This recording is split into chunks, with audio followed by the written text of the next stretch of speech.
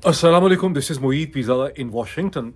मेरी इस वीलॉग का बुनियादी बेसिक उन्वान और सब्जेक्ट ये है कि president of Pakistan doctor Arif Alvi ने अपने कैरियर का जो सबसे आखिरी उन्होंने एक स्टैंड लिया है और एक बोल्ड स्टैंड उन्होंने लिया है, प्रिंसिपल स्टैंड लिया है।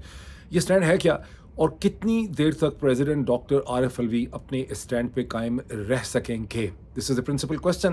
और उन पे किस किस्म के प्रेशर्स हैं, पहले क्या कुछ किया गया और इस स्टेज के ऊपर पाकिस्तानी डायस्पोरास जो अमेरिका में हैं, कनाडा में हैं, बरतानिया में हैं, ऑस्ट्रेलिया में हैं, न्यूजीलैंड में हैं और यूरोप के मुख्तलिफ मुल्कों के अंदर हैं, वो क्या पॉजिटिव रोल प्ले कर सकते हैं पाकिस्तान को उस डार्क एज से बचाने के लिए जिसमें पाकिस्तान को धकेला जा रहा है और जिसके नतीजे में खुदा न खास्ता मेरे मुंह में खाक पाकिस्तानी रियासत का जो वजूद है आने वाले सालों में, ये चीज़ें दिनों में और हफ्तों में नहीं होती, ये चीज़ें महीनों में नहीं होती, ये चीज़ें दहाइयों में होती हैं, सालों में होती हैं, लेकिन पाकिस्तानी रियासत का जो वजूद है उसका मुस्तकबिल ख़तरे में पड़ सकता है जो कुछ पाकिस्तान में किया जा रहा है और जिसकी एक क्लियरली एक्सटर्नल डायमेंशन है जिसे किसी एक वीलॉग में समझाया नहीं जा सकता। लेकिन जो लोग मुझे मार्च 2022 से मसलसल फॉलो कर रहे हैं, 500 से ज़्यादा वीलॉग्स के अंदर मैंने मुतादिद जगहों पे इस डायमेंशन को एक्सप्लेन करने की मैंने कोशिश की है। मैं कोशिश इसको करता रहूँगा, लेकिन इस स्टेज के ऊपर मैं उसमें नहीं जा रहा। लेकिन इससे पहले कि इस बुनियादी सवाल की तरफ मैं चलूँ कि प्रेसिडेंट डॉक्टर आरिफ अलवी ने क्या स्टैंड लिया हुआ है, कैसे उन्हें उस स्टैंड से हटाने की कोशिश की जा रही है, कैसे डायस्पोरास जो है वो पाकिस्तान की मदद कर सकते हैं, मेरी कुछ तजावीज़ हैं, इसको आखिर में देखिएगा, बेशक आखिर से ही फास्ट फॉरवर्ड करके देख लें। इससे पहले मैं चंद की डेवलपमेंट्स आपके सामने जिक्र कर दूं जो इस वक्त की डेवलपमेंट्स हैं। डेवलपमेंट ये भी है जहां आप देखते हैं कि आज के दिन जो शुरू हो रहा है पाकिस्तान में, मंडे के दिन जनाब मरियम नवाज साहिबा का चुनाव होगा एज़ पंजाब के चीफ मिनिस्टर की हैसियत से। ये बड़ा ही इंटरेस्टिंग मोमेंट है और उनके मुकाबले में तहरीक इंसाफ ने अब राना आफ्ताब साहब को खड़ा किया है जो इससे पहले 5 दफ़ा मेंबर प्रोविंशियल असम्बली रह चुके हैं। राना आफ्ताब साहब का चुनाव जो है वो क्यों करना पड़ा इमरान खान और मियाँ असलम इकबाल को? बिकॉज मियाँ असलम इकबाल साहब जो गुज़िश्ता 5 या 6 महीने से रूपोश थे, जिनके ऊपर जाली मुकदमात कायम किए गए हैं। मियाँ असलम इकबाल जिस वक्त वो मुकदमात कायम किए गए बे9 के हवाले से, वो थे ही नहीं लाहौर के अंदर, वो तो बाहर थे, अपनी बेटी की शादी और मुख्तलिफ मसलों में फंसे हुए थे, बाहर थे, छुपे हुए थे। लेकिन मियाँ असलम इकबाल जो हैं, जब उन्होंने ज़मानत हासिल की पेशावर हाई कोर्ट से ताकि वो आ सकें और पंजाब असम्बली के इजलास में शामिल हों, तो लाहौर की पुलिस और पंजाब की पुलिस जो है उनको गिरफ्तार करने के लिए खैबर पख्तूनख्वा में पेशावर में मौजूद थी, जहाँ मियाँ असलम यानी पेशावर हाई कोर्ट के प्रेमिसेस के बाहर मौजूद थी। ये तो इज़्ज़त है हाई कोर्ट्स के ऑर्डर की, जो एक टाइम बाउंड ऑनर ट्रेडिशन था कि जब हाई कोर्ट आपको एक राहदारी देती है, आपको एक ज़मानत देती है, तो पुलिस गिरफ्तार नहीं कर सकती।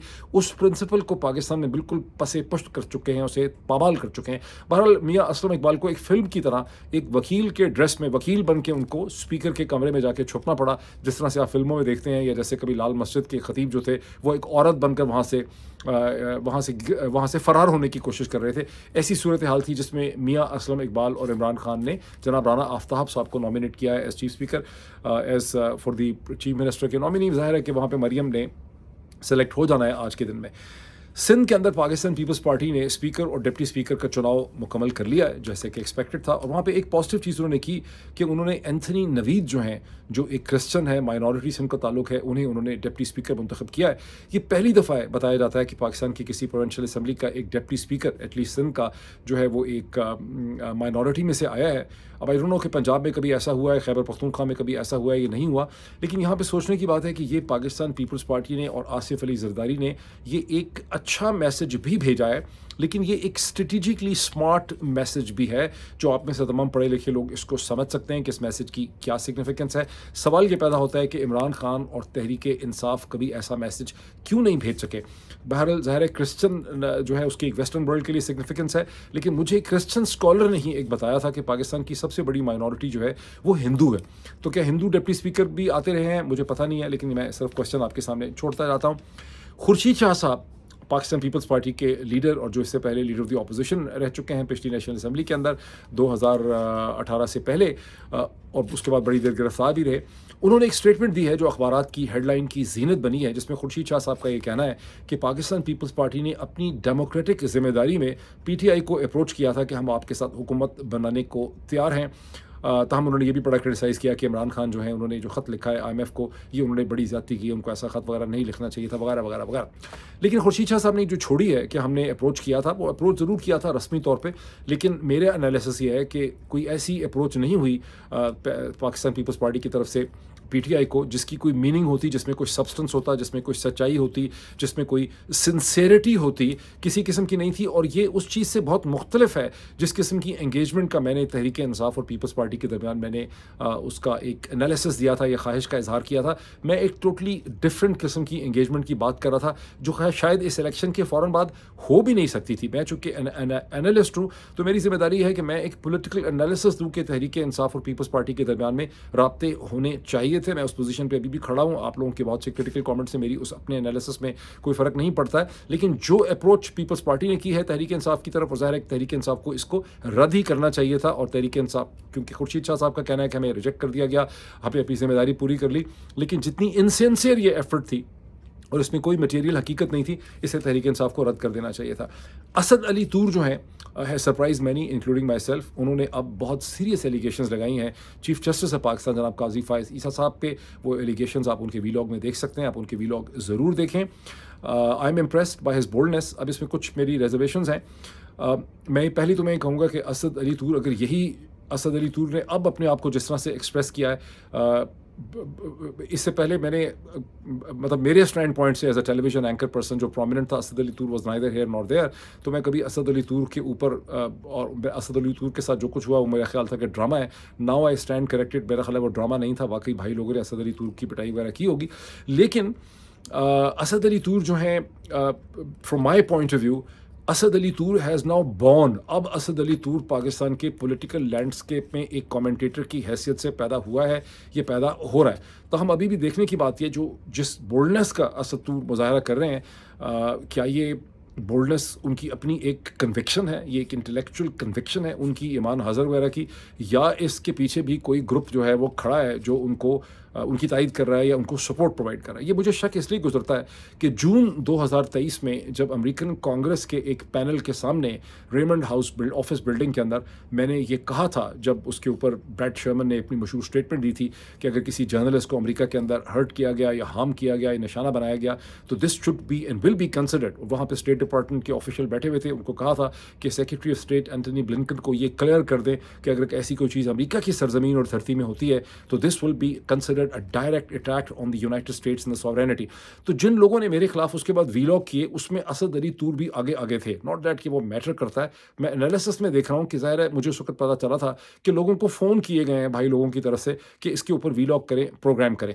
तो क्या असद अली तूर की कोई ज़ाती कन्विक्शन थी या असद अली तूर को सोचना चाहिए, उन्हीं को पता होगा इसका जवाब, या ये है कि उस वक्त उनको भी फ़ोन आ रहे थे कि मोहित पीरज़ादा के खिलाफ ये प्रोग्राम करें, बिकॉज मेरे खिलाफ प्रोग्राम करने के लिए 2-3 दफ़ा जो है लोगों के फ़ोन जो हैं वो आ चुके हैं। बहरहाल जो पोजीशन असद अली तूर ने ली है वो मैजेस्टिक है, वो शानदार है, वो बहुत इंप्रेसिव है। अल्लाह करे कि ये पोजीशन उनकी अपनी एक कन्विक्शन की हो, इंटेलेक्चुअल कन्विक्शन की हो, तो देन तो फिर असद अली तूर का बड़ा मुस्तकबिल है पाकिस्तान के अंदर। लेकिन अगर ये भाई लोगों की एडवाइस पे हो रही है तो फिर ये चीज़ कहीं बहुत दूर जाने वाली नहीं है। खैबर पख्तूनख्वा के अंदर जो सो कॉल्ड ऑपोजिशन की जमातें हैं, जिसमें PMLN है, PPP है, बाकी सब लोग हैं, उनकी 25 के करीब सीटें हैं। वो कह रहे हैं कि हम सुन्नी इत्तेहाद काउंसिल स्ट्रोक PTI को यहाँ पर हुकूमत नहीं बनाने देंगे, हम उसको हर तरह से रेजिस्ट करेंगे। नंबर उनके 25 है। दूसरी तरफ यह है कि 115 का जो ये असम्बली है, जो ये स्ट्रक्चर है 125 का प्रोविंशियल असम्बली का, इसमें 91 इंडिपेंडेंट कैंडिडेट्स हैं, by and large supported by Tehreek Insaf, जिनमें से 87 ऑलरेडी सुन्नी इत्तेहाद काउंसिल में शामिल हो चुके हैं।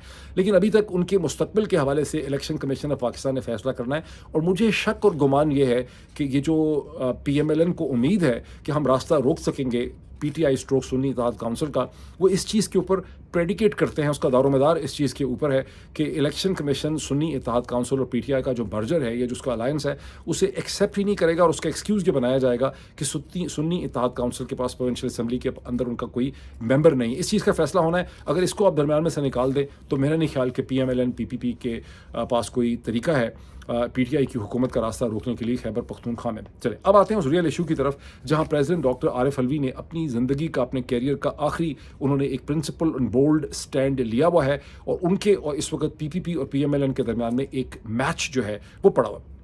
मैं उसको बताता हूँ। प्रेसिडेंट डॉक्टर आरिफ अलवी ने 2 दिन हो चुके हैं, उन्होंने उस समरी के ऊपर साइन नहीं किए जो नेशनल असम्बली का इजलास बुलाने के लिए उनके पास भेजी गई है। प्रेसिडेंट डॉक्टर आरिफ अलवी जो हैं वो कह रहे हैं कि प्रेसिडेंट का प्रेरोगेटिव है, कॉन्स्टिट्यूशनल राइट है कि वो 15 दिन तक साइन ना करे, उसे रोक सकता है। सूरत हाल ये है कि प्रेसिडेंट के आगे पीछे जितनी भी मशीनरी है प्रेसिडेंट हाउस के अंदर, प्रेसिडेंट तनहा है, प्रेसिडेंट के आगे पीछे जितनी भी मशीनरी है और प्रेसिडेंट को जो मिनिस्ट्री की एडवाइस मिलती है लॉ मिनिस्ट्री की, वहाँ पे हर जगह पे चौधरी निज़ामुद्दीन साहब का भाई लोगों का कंट्रोल है और वो मुसलसल प्रेसिडेंट को ये कह रहे हैं कि आप इसको रोक नहीं सकते, मैक्सिमम आप इसको 29 फरवरी तक इसको रोक सकते हैं। इसकी क्या वजह है, 29 फरवरी की क्या अहमियत है? इसहाक डार साहब ने, जो पाकिस्तान के पता नहीं कितनी दफ़ा फाइनेंस मिनिस्टर रह चुके हैं और नवाज शरीफ साहब के समधी हैं, उनके रिश्तेदार हैं, ये वो एक डिनेस्टिक फैमिली सेटअप का ये एक इंपॉर्टेंट कैरेक्टर हैं डार साहब। तो डार साहब ने बड़ा एक सख्त स्टेटमेंट दी है प्रेसिडेंट अलवी के हवाले से और उन्होंने कहा है कि प्रेसिडेंट अलवी जो कुछ कर रहे हैं वो गलत है और 21 दिन में कॉन्स्टिट्यूशन के कहता है कि इलेक्शन होने के 21 दिन के अंदर अंदर आपको असम्बली का इजलास बुलाना है। ये चीज़ प्रेसिडेंट पर भी वाजिब है, ये गवर्नर्स पर भी वाजिब है। गवर्नर्स का उन्होंने जिक्र इसलिए किया है कि गालिबन गवर्नर्स के हवाले से कॉन्स्टिट्यूशन में ज़्यादा एक्सप्लिसिट ये चीज़ जो है वो लिखी गई है। प्रेसिडेंट की क्या एक्सप्लेनेशन है? प्रेसिडेंट की एक्सप्लेनेशन और आर्गूमेंट ये है कि नेशनल असेंबली में चूंकि रिजर्व सीट्स का तयन नहीं किया गया पीटीआई का इसका सुन्नी इत्तेहाद काउंसिल का, इसलिए ये असेंबली अभी प्रॉपरली कॉन्स्टिट्यूट नहीं हुई, ये फुली फॉर्म्ड असेंबली नहीं है। यही आर्गूमेंट अप्लाई करता था पंजाब के अंदर, जहां पर स्पीकर सप्तान जो है उनको इस चीज़ को अप्लाई करना चाहिए था, लेकिन स्पीकर सप्तान और गवर्नर जो है वो डर गए। गवर्नर तो खैर थे भी बलीगुर रहमान साहब, लेकिन स्पीकर साहब जो है उन्होंने सरेंडर कर दिया, जिसकी बहुत सी तनकीद आप सुन चुके होंगे। वरना पंजाब असेंबली का भी असल में कानूनी और आइनी तौर पर इजलास जो है वो नहीं होना चाहिए था, जिसमें अब आज के दिन के अंदर जनाब मोहतरमा मरियम नवाज साहबा को एज चीफ मिनिस्टर सेलेक्ट करने की कोशिश की जा रही है, ज़ाहिर कर लिया जाएगा। मैं आपको ये बता सकता हूँ कि मुझे एक बहुत ही क्रेडिबल सोर्स ने ये बताया है कि चौधरी निज़ामुद्दीन के लोगों ने प्रेसिडेंट डॉक्टर आरिफ अलवी को बहुत सख्त वार्निंग कन्वे कर दी है और उनको कहा है कि अगर आप हमारे स्क्रिप्ट के हिसाब से नहीं चलेंगे तो हम आपका हशर नशर कर देंगे, बड़े कॉन्सिक्वेंसेस होंगे आपके लिए, आपकी फैमिली के लिए, आपके घर वालों के लिए, और हमारे पास बहुत मवाद है आपके हवाले से। अब वो मवाद क्या है कि प्रेसिडेंट की जवानी की कोई उन्होंने डेंटिस्टिक क्लिनिक के अंदर की वीडियोस रखी हुई हैं कि किसी अफेयर की, माशरे की, हमें नहीं पता, लेकिन बहरहाल ये मैसेज प्रेसिडेंट को कन्वे किया गया। अभी तक तो प्रेसिडेंट खड़े हैं, कितनी देर तक खड़े रहते हैं ये नहीं पता। मुझे एक और बहुत ही क्रेडिबल सोर्स ने ये भी बताया, बहुत ही क्रेडिबल सोर्स ने, कि जो प्रेसिडेंट से बहुत फेमिलियर है, उसका प्रेसिडेंट से ताल्लुक है। ज़ाहिर प्रेसिडेंट से मेरी डायरेक्टली बात नहीं हुई, मुझे करनी भी नहीं चाहिए उनसे, उनके लिए मुसीबत हो जाएगी अगर मैं, वैसे नंबर है मेरे पास उनका, लेकिन कि प्रेसिडेंट को सितंबर अक्टूबर में जब प्रेसिडेंट ने डेट देनी थी इलेक्शन की, जो अक्टूबर में अदरवाइज मतवक्को थे, जो नहीं हो सके थे अक्टूबर में, जो फिर 8 फरवरी को हुए, तो उस वक्त भी भाई लोगों ने प्रेसिडेंट को ये कहा था कि आप एक डेफिनेटिव डेट ना दें।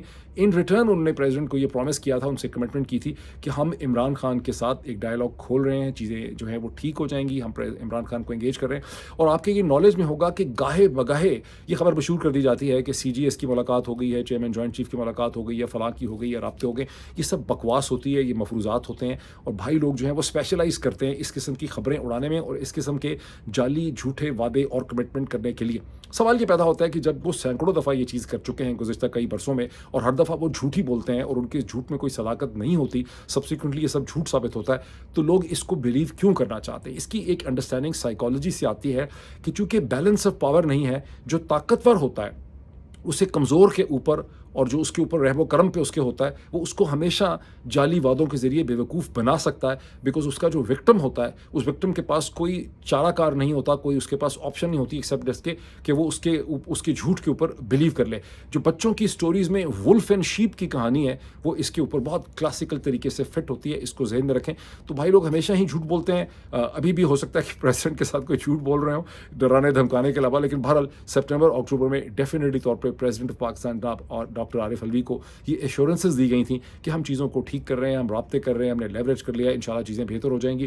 और मैं दर्जनों दफ़ा ऐसी बातें सुन चुका हूँ गुज़िश्ता 2-2.5 बरस में कि इंशाल्लाह अगले महीने से चीज़ें ठीक हो जाएंगी, अगले चंद दिनों में आप देखेंगे कि राब्ते हो रहे हैं, चीज़ें ठीक हो जाएंगी। ये सब झूठ के ऊपर मबनी होता है। या मैं थोड़ा सा आपको ये क्लियर कर दूँ कि इसका एक बहुत इंटरेस्टिंग क्लैरिफिकेशन है, वो ये कि एक जो मिलिट्री इस्टेब्लिशमेंट की फ़ौज होती है, उसने एक जंग लड़ने के लिए उसकी बहुत सी ट्रेनिंग और उसकी कैपेसिटीज़ जो हैं बिल्डअप की जाती हैं, जिसमें इंफॉर्मेशन डिसइंफॉर्मेशन के साथ खेलना, सूरत हाल को एक्सप्लॉइट करना, दुश्मन का पानी बंद कर देना, उसका रास्ता बंद कर देना, उसको साइकोलॉजिकली करना, उसको खेलना उसके साथ, ये सब चीज़ें उस ट्रेनिंग का हिस्सा होती है। बदकिस्मती हमारी ये है कि हमारे जो इस्टेब्लिशमेंट है वो कहीं और तो ये खेल नहीं सकी, वो बार बार अपने ही लोगों को सब्जुकेट करके उन्हीं के साथ ये एक्सपेरिमेंट्स करती है। दुनिया में कहीं और उसके पास खेलने की किसी किस्म की कोई कैपेसिटी 75 साल में देखी नहीं गई। वो सिर्फ अपनी इंटरनल फील्ड में खेलते हैं। इस पर मैं पहले भी बात कर चुका हूँ, फिर भी बात करूँगा।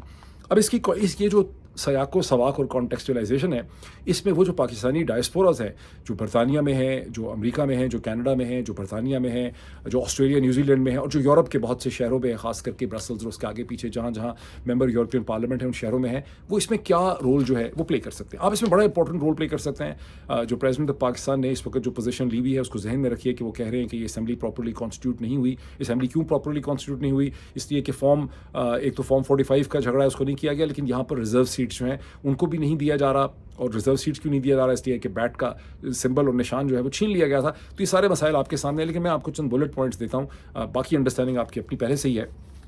आप में से जो लोग अमेरिका में हैं, आपको अपने अपने कांग्रेसमैन को, सेनेटर भी कांग्रेसमैन होता है, अपने अपने सेनेटर या अपने अपने रिप्रेजेंटेटिव को आपको ख़त लिखने की ज़रूरत है। ये एक सफ़े का सिंपल सा ख़त होगा जिसमें आप उनको ये कहेंगे कि हम आपसे ये रिक्वेस्ट करते हैं कि पाकिस्तान के अंदर जो इलेक्शन है, Pakistan 5th largest nation state है जिसकी आबादी 240 से 250 मिलियन के दरमियान है।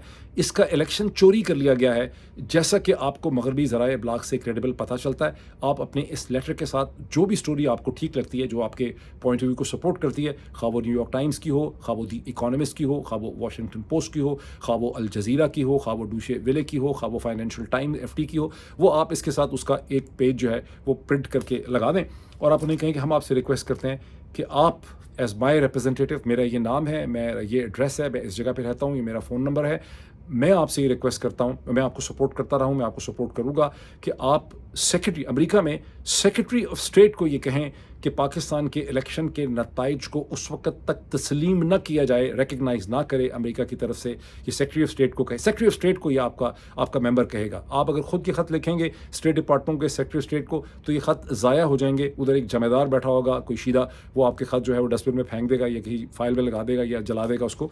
तो आपने अपने मेंबर से ये कहना है कि वो सेक्रेटरी ऑफ स्टेट को ये कहे कि पाकिस्तान के जो फरवरी 8 के इलेक्शन के नताइज हैं उन्हें तस्लीम न किया जाए जब तक कि पाकिस्तान की हुकूमत और रियासत एक क्रेडिबल, ट्रांसपेरेंट, साफ, शफाफ, विजिबल, जिस तरह से मेरी 5 उंगलियां नज़र आ रही हैं, इसे कहते हैं विजिबिलिटी, एक विजिबल मैकेनिज्म जब तक जो है वो नहीं कायम करती पाकिस्तान की हुकूमत इस इलेक्शन के बारे में जो सवाल उठ चुके हैं उन सवालों को एड्रेस करने के लिए, और उसमें लिखें कि ये इलेक्शन जो है इसमें फॉर्म 45 कोई एग्जिट पोल नहीं है बल्कि ये हतमी रिजल्ट है। वो फॉर्म 45 जो 8 फरवरी के दिन के अंदर अंदर इशू किए गए थे, 8 फरवरी या 9 फरवरी को, वो 8 फरवरी को जो इशू किए गए थे, वो सब जमातों के पास उसकी कॉपीज़ मौजूद हैं और फॉर्म 47 जाली बनाए गए हैं। यहाँ पर सिर्फ मैथमेटिकल एग्रीगेट बनाना था फॉर्म 45 का कि 200-300 फॉर्म 45 की कैलकुलेशन से फॉर्म 47 बनता है। जब तक एक क्रेडिबल मैकेनिज्म नहीं बनता, एक इंटरनेशनली मॉनिटर्ड मैकेनिज्म बनना चाहिए जो इन रिजल्ट्स के नताइज को देखे। जब तक नहीं देखा, अमेरिका जो है उसे इन नताइज को रिकग्नाइज नहीं करना चाहिए। इसकी पहले बड़ी प्रेसिडेंस एग्जिस्ट करती है। मैंने अपने पिछले व्लॉग्स में आपको बताया कि वेनेजुएला के 2018 के इंतखाबात, जिसमें प्रेसिडेंट निकोलस मडोरो जो हैं वो इलेक्ट हुए। निकोलस मडोरो को वहाँ की फ़ौज की सपोर्ट हासिल है और उनको अमेरिका, बरतानिया और यूरोपियन यूनियन के ममालिक ने उस इलेक्शन को तस्लीम नहीं किया, जिसकी वजह से बाद में जब उनको इवन पेंडेमिक में $5 बिलियन मांगने थे, फिर $4 बिलियन मांगने थे, बावजूद इसके एक SDR, स्पेशल ड्राइंग राइट्स, उनके SDR एग्जिस्ट करते थे वेनेजुएला को IMF ने वो पैसे जो हैं वो नहीं दिए थे। तो इसको जहन में रखें। और अब आप ये कहेंगे क्या, और उसकी वजह क्या है? That it is contingent upon, IMF का एक्सक्यूज़ यह था कि चूँकि अमेरिका और बहुत से वेस्टर्न कंट्रीज़ जो हैं उन्होंने वेनेजुएला के इलेक्शंस को एक्सेप्ट नहीं किया। मैंने आपको पिछले व्लॉग में दिखाया था कि कैसे रायन ग्रिम जो ब्यूरो चीफ हैं इंटरसेप्ट के, उन्होंने ट्वीट किया कि हालांकि वेनेजुएला के इंतखाबात जो हैं according to the American media's information बहुत ज़्यादा क्लीन थे, साफ थे, क्रेडिबल इलेक्शन थे। पाकिस्तान के जो करप्शन वाले इलेक्शन थे, घटिया, उनसे वो बहुत बेहतर थे, लेकिन उनको नहीं माना गया था for reasons of Jio strategy. और तो यहाँ आपने कहना है कि आपने इसको रिकग्नाइज़ नहीं करा। इसकी अहमियत क्या है कि जब अगर बहुत से वेस्टर्न ममालिक, अमेरिका ख़ास करके, अगर अमेरिका, बरतानिया, Australia, New Zealand, European union, Canada, ये अगर पाकिस्तान के इंतखाबात को रिकग्निशन नहीं देते, उसको एक्सेप्ट नहीं करते, और ये करेंगे, ये तो ज़ाहिर है कि आपको पता है इसके सारे बैकग्राउंड क्या है, ये नहीं करते तो फिर IMF जो है वो उस प्रोग्राम के साथ आगे प्रोसेस नहीं कर सकती। हम हरगिज़ ये नहीं चाहते कि पाकिस्तान को पैसे ना मिले, हम चाहते हैं कि पाकिस्तान को पैसे मिले, हम सब चाहते हैं कि पाकिस्तान को पैसे मिले। मकसद IMF के प्रोग्राम को रोकना हरगिज़ नहीं है। जो प्रोपेगेंडा करने वाले हैं सारे वो उसको इस तरह से प्रेजेंट कर रहे हैं। मकसद सिर्फ ये है, और जिसकी खातिर इमरान खान ने ख़त लिखा है, मकसद ये है कि IMF बताए उनको बिहाइंड द सीन्स कि भाई जब तक आप अपनी इस शिट को क्लीन नहीं करेंगे, जो गंद आपने किया है 8 फरवरी को, जिस तरह से आपने इलेक्शन चोरी किया है, जब तक आप इसके ऊपर ट्रांसपेरेंट मैकेनिज्म नहीं बनाते, हमारे लिए बड़ी एम्बेरसिंग किस्म की सिचुएशन है। हमने वेनेजुएला को भी IMF के प्रोग्राम का हमने नहीं दिया था इन्हीं ग्राउंड्स में, तो IMF की पोजीशन बहुत ख़राब हो जाती है। अमेरिका की भी ख़राब होती है, कनाडा की भी ख़राब होती है, यूरोपियन यूनियन की भी ख़राब होती है, बरतानिया की भी ख़राब होती है, ऑस्ट्रेलिया की भी ख़राब होती है, न्यूजीलैंड की भी ख़राब होती है, जर्मनी की भी ख़राब होती है। आप देख लें कि कौन से इस वक्त IMF के बोर्ड के 15 जो मेंबरान हैं वो कौन कौन से। तो इस सिचुएशन को समझें, ये एक टेक्निकल इशू है जिसके अंदर आप खेल सकते हैं। अगर आप बरतानिया में हैं तो आप अपने मेंबर पार्लियामेंट को लिखेंगे कि मेंबर पार्लियामेंट वहाँ के जो फॉरेन सेक्रेटरी हैं, जो इस वक्त डेविड कैमरन है, उन्हें इसे कहते हैं, वो लिखें, क्योंकि वो उनके, और डेविड कैमरन को लाया इसलिए गया है कि अंग्रेज़ों को लग रहा था कि प्राइम मिनिस्टर जो है वो हमारा जो है वो अंग्रेज़ नहीं है। ये मैं आपको अंदर की बात बताऊं, मुझे किसी ने बताई है, बहुत ही क्रेडिबल सोर्स ने, कि उनको लग रहा था कि प्राइम मिनिस्टर हमारा जो है वो ठीक नहीं लग रहा, गोरा होना चाहिए, तो इसलिए एक बहुत ही पावरफुल फॉर्मर प्राइम मिनिस्टर को सेक्रेटरी ऑफ स्टेट के तौर पर वहाँ पर लाया गया है। ऋषि सुनक से ज़्यादा अथॉरिटी इस वक्त डेविड कैमरन वहाँ पर एक्सरसाइज कर रहे हैं। तो आप बरतानिया में हैं तो आप वहाँ के फॉरेन सेक्रेटरी को आपका मेंबर पार्लियामेंट लिखेगा। और बरतानिया में अपने आप को कमज़ोर ना समझें, क्योंकि अक्सर जिक्र हमारा नॉर्थ अमेरिका के हवाले से होता है। बरतानिया के अंदर पाकिस्तानी कम्युनिटी अरसे से पॉलिटिकली एक्टिव है। अमेरिका में तो पाकिस्तानी कम्युनिटी को अभी कोई होश आ रही है, कोई सांस आ रहा है, कोई ऑक्सीजन इनको मिल रही है, ये कभी भी पॉलिटिकली एक्टिव नहीं रहे। ये फजूल इस्टेब्लिशमेंट के पाकिस्तान के कॉजेज़ की खातर अपना पैसा ज़ाया करते रहे कि हमें एयरपोर्ट पर कोई रिसीव कर लेगा, हमारी तस्वीरें ड्राइंग रूम में खिंचवा के रख लेंगे पाकिस्तानी पॉलिटिशियन की। तो इन्होंने यही कुछ किया, ये कुछ कर नहीं सके आज तक। ये पहली दफ़ा है कि गुज़िश्ता 2 बरस में, और इन्होंने जो कुछ भी किया उसकी कोई सम टोटल नहीं था। सॉरी टू से, मैं किसी को खुश नहीं यहाँ पे कर सकता, कोई सम टोटल नहीं था पाकिस्तानी अमेरिकन कम्युनिटी का। It is only in the last 22 months के पाकिस्तानी अमेरिकन कम्युनिटी को अपनी अहमियत का एहसास हो रहा है, और ये बहुत इंपॉर्टेंट रोल जो है वो तारीख में प्ले कर सकते हैं पाकिस्तान को बचाने के लिए और एक बेहतर पाकिस्तान क्रिएट करने के लिए। लेकिन ब्रिटेन के अंदर जो पाकिस्तानी कम्युनिटी है उसका बड़ा रोल है, बिकॉज आपका जो रिलेशनशिप था अपने मेंबर पार्लियामेंट के साथ वो बड़ा ऑर्गेनिक है और वो बड़ा पुराना है। वो 1960 से चला आ रहा है,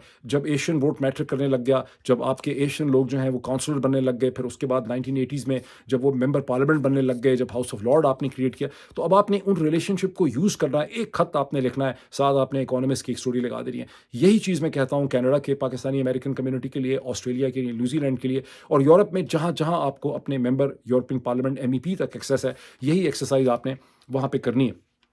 और इसमें एक चीज़ बहुत इंपॉर्टेंट है कि आपने कहना क्या है इसमें, अगर आपको मौका मिलता है जुमलों में आप ये कह दें फॉर्म 45 के अलावा, कि अगर आप ये नहीं करेंगे तो पाकिस्तान जो कि 5th लार्जेस्ट नेशन स्टेट है, वहाँ पे डेमोक्रेसी के बजाय एक डार्क एज आएगी। वहाँ पर एक जनरल्स कंट्रोल्ड, एक मिलिट्री कंट्रोल्ड जाली हुकूमत खड़ी की जा रही है, ऐसे लोगों की जो करप्ट हैं, क्रिमिनल हैं, और वो पाकिस्तान को मज़ीद पॉलिटिकल इंस्टेबिलिटी का शिकार कर देंगे। और अंडर द सर्कमस्टेंसेस अगर पाकिस्तान को IMF प्रोग्राम भी मिलता है तो वो IMF प्रोग्राम मज़ीद पाकिस्तान के कर्ज़ों में इजाफ़ा करेगा, पाकिस्तान की जो माशी बदहाली है उसमें इजाफ़ा करेगा। माशी बदहाली जो है वो फिर पॉलिटिकल इंस्टेबिलिटी पैदा करेगी, और पॉलिटिकल इंस्टेबिलिटी को ख़त्म करना पोस्ट वर्ल्ड वॉर ऑर्डर, जो पोस्ट वॉर ऑर्डर जिसे कहते हैं, पोस्ट वॉर ऑर्डर के जो ब्रेटन वुड इंस्टीट्यूशंस बनाए गए थे और जो सारा का सारा लिबरल डेमोक्रेटिक थ्योरी है, वो यही है कि आपने वेस्ट की पावर को यूज़ करना है। यही वजह है यूक्रेन की जंग की, यही रेजिस्टेंस है चाइना के खिलाफ कि आपने लिबरल डेमोक्रेटिक ऑर्डर को सपोर्ट करना है। तो अगर आप ये नहीं करेंगे और पाकिस्तान जो कि 5th लार्जेस्ट नेशन स्टेट है उस पर अगर आप एक जाली इलेक्शन का रास्ता नहीं रोकेंगे, वहाँ पे इलेक्शन के रिजल्ट्स की स्क्रूटनी नहीं करेंगे, तो आप इस इंपॉर्टेंट मुल्क के अंदर जो 5th लार्जेस्ट नेशन स्टेट है, 240 to 250 मिलियन पीपल इंडोनेशिया के बाद, उसमें आप जमहूरियत को दफन कर देंगे। और इस मुल्क में ऐसी एक नफरत और पोलराइजेशन पैदा होगी कि ईरान की तरह की सूरत हाल जो है यहाँ पे पैदा हो सकेगी। ये चीज़ समझें आप, अगर लिख ना भी सकें तो ये एक इंपॉर्टेंट पॉइंट है, इसको जिस तरह से भी आप इसमें लिखते हैं। इसमें एक और भी चीज़ है कि यू मस्ट अफर्म कि आपकी आप सॉलिडली आप कमिटेड हैं, सिंसियरिटी से कमिटेड हैं to the democracy of Pakistan. आपका जो रिलेशनशिप है अमेरिका के साथ, कनाडा के साथ, बरतानिया के साथ, ऑस्ट्रेलिया, न्यूजीलैंड और पूरे यूरोपियन यूनियन के साथ, वो आपका रिलेशनशिप डेमोक्रेटिक रिलेशनशिप है, ह्यूमन राइट्स का रिलेशनशिप है, डेमोक्रेसी का रिलेशनशिप है, फ्रीडम ऑफ एक्सप्रेशन का आपका रिलेशनशिप है। इसमें सिर्फ एक पॉइंट मैं और कह दूँ कि जो कुछ भी पाकिस्तान में हो रहा है ये अब कोई समझाने की बात नहीं रह गई है। ये बात बड़ी वाज़ेह है कि इसकी एक स्ट्रॉन्ग एक्सटर्नल डायमेंशन है, और जो कुछ हो रहा है इसका ताल्लुक इंडिया, चाइना और चाइना कंटेनमेंट पॉलिसी के साथ है। लेकिन ये भी आप समझना ज़रूरी है 2 साल के एक्सपीरियंसेस के बाद कि चीन का पाकिस्तान के लोगों के साथ कोई किसी किस्म का कोई ह्यूमन रिलेशनशिप ना कभी था, ना है, ना उसके कोई चांसेस हैं। उनका सारा का सारा रिलेशनशिप पाकिस्तानी स्टेट के साथ है। वहाँ कोई भी प्राइम मिनिस्टर हो, कोई भी प्रेसिडेंट हो, कोई भी जनरल वहाँ पर बैठा हो, कोई भी रियासत का ढांचा हो, उनको उस रियासत के ढांचे के साथ ही सरोकार है। उनको पाकिस्तान पाकिस्तान के लोगों के मुस्तकबिल में किसी भी किस्म का कोई इंटरेस्ट नहीं है। चीन पाकिस्तान को सिर्फ एक ज्योग्राफिकल लैंड ट्रैक की हैसियत से देखता है, जो उसको वेस्टर्न हेमिस्फीयर में, उसके वेस्टर्न बॉर्डर्स के ऊपर स्ट्रेटेजिक स्टेबिलिटी देती है और उसे एक्सेस देती है to the warm waters of the Arabian sea, of the Indian ocean, and also access to Afghanistan and central Asia. ये सिग्निफिकेंस है पाकिस्तान के पूरे 24-25 करोड़ लोगों की चीन में। अगर चीन की ये थिंकिंग है हमारे बारे में, जो समझना बहुत मुश्किल नहीं है, तो फिर हमारी भी थिंकिंग अपने डेमोक्रेटिक इंटरेस्ट में हो। हमें जमहूरियत चाहिए, हमें इंसानी हकूक चाहिए, हमें फ्रीडम ऑफ एक्सप्रेशन चाहिए, हमें एक मुल्क चाहिए जिसमें ट्विटर, फेसबुक, यूट्यूब काम करते हों। हमें वो, और हमारे वैसे भी लोग जो हैं उनका मगरब के साथ एक रिलेशनशिप है। By the way, it's an irony कि जनरल बाजवा का एग्जैक्ट आर्गूमेंट भी यही था, लेकिन उसी आर्गूमेंट को अब आप भी प्ले कर सकते हैं।